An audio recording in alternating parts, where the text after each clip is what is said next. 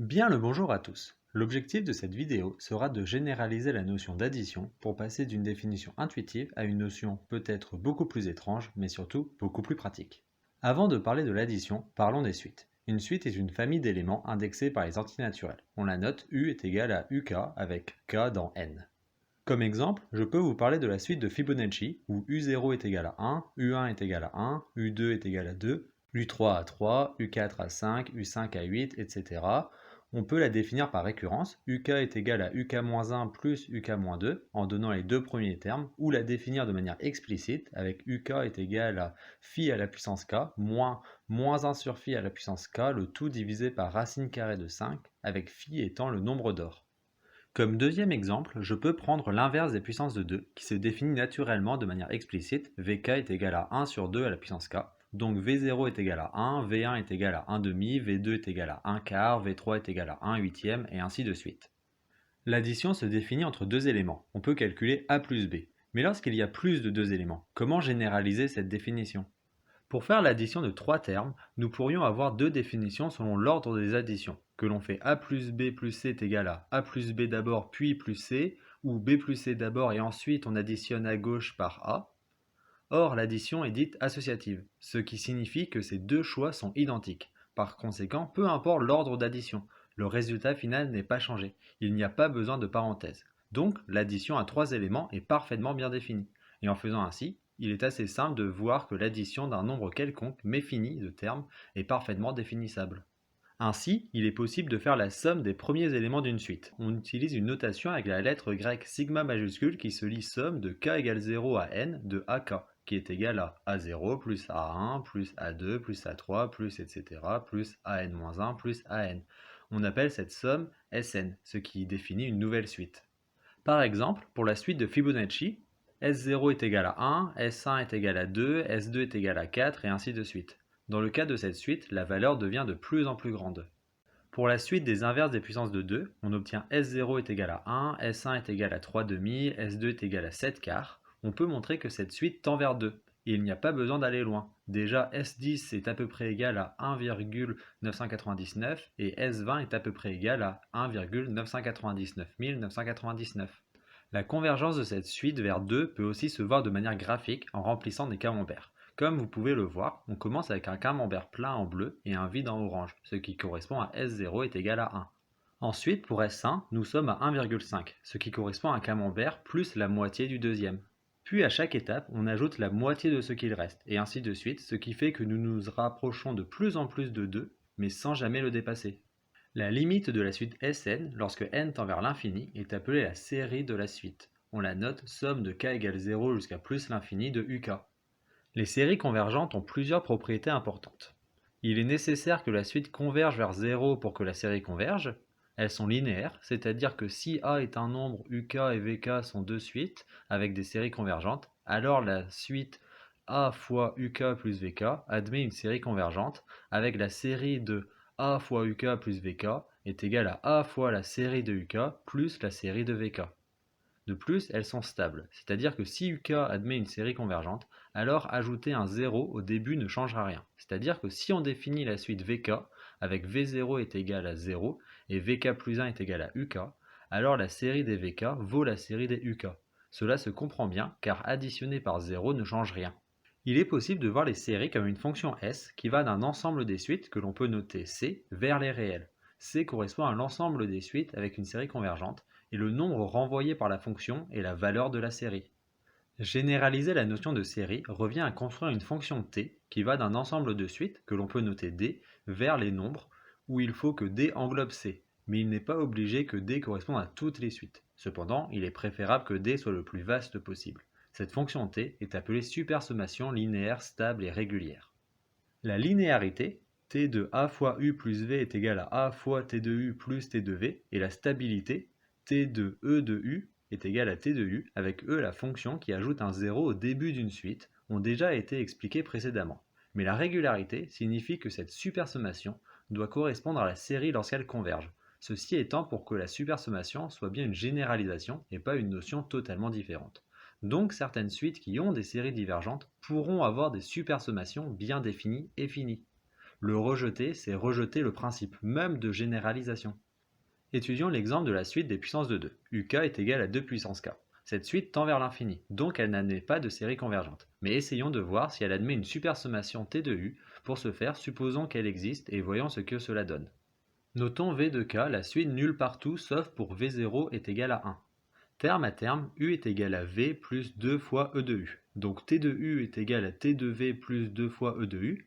En utilisant la linéarité, on obtient T de U est égal à T de V plus 2 fois T de E de U. Avec la stabilité, T de U est égal à T de V plus 2 fois T de U.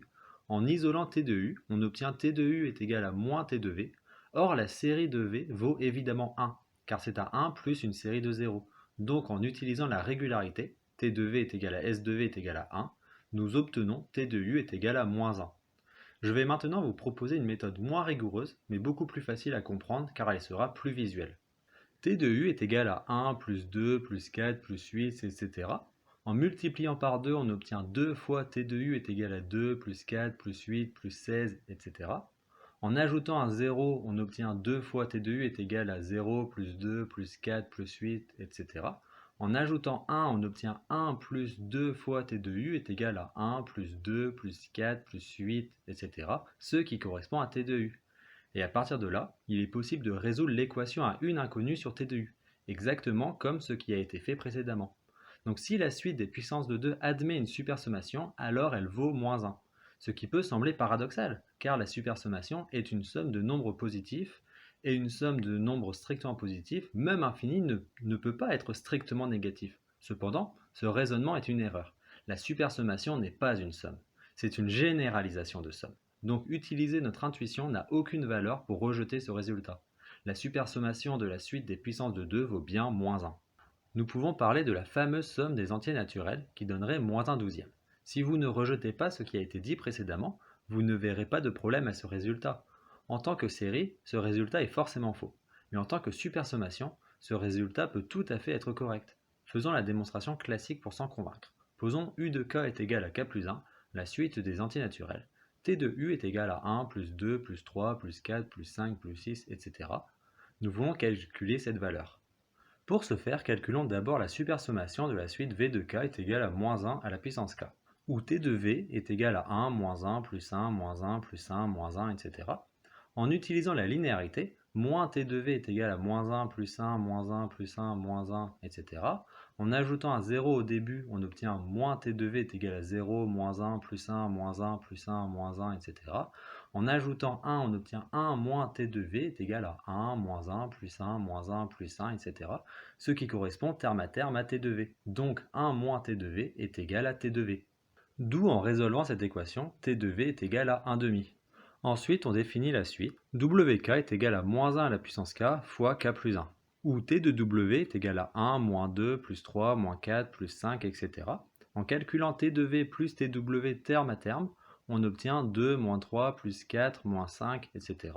Donc moins 1 plus T de V plus T de W est égal à moins 1 plus 2, moins 3, plus 4, moins 5, etc.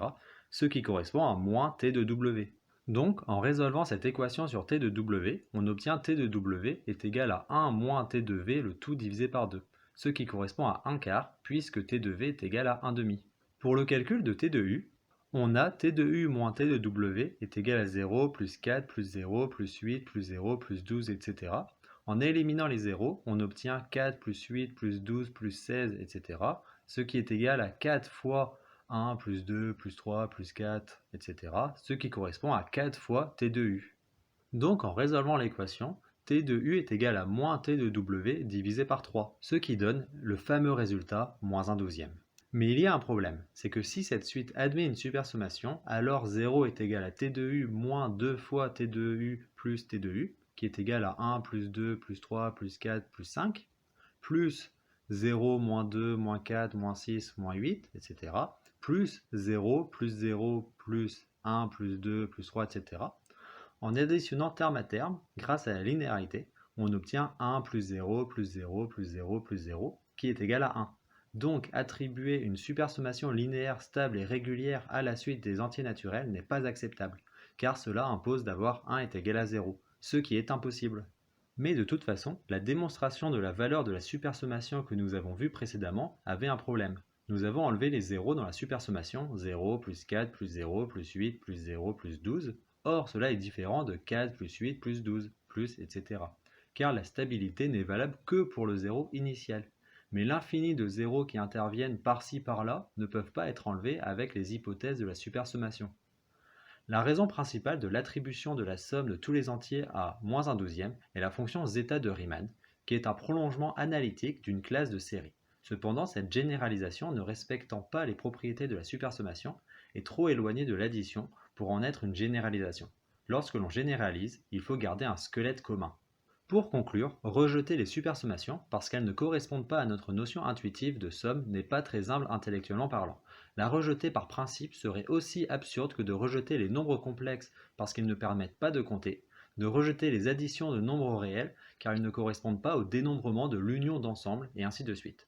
L'intérêt des vidéos précédentes était d'amener celle-ci pour comprendre que même si vous arrivez plus facilement à donner certains titres à certaines quantités qu'à d'autres, la science ne se construit pas avec des personnes bornées. Donc réfléchissez et faisons grandir notre ouverture d'esprit et généralisons dès que possible.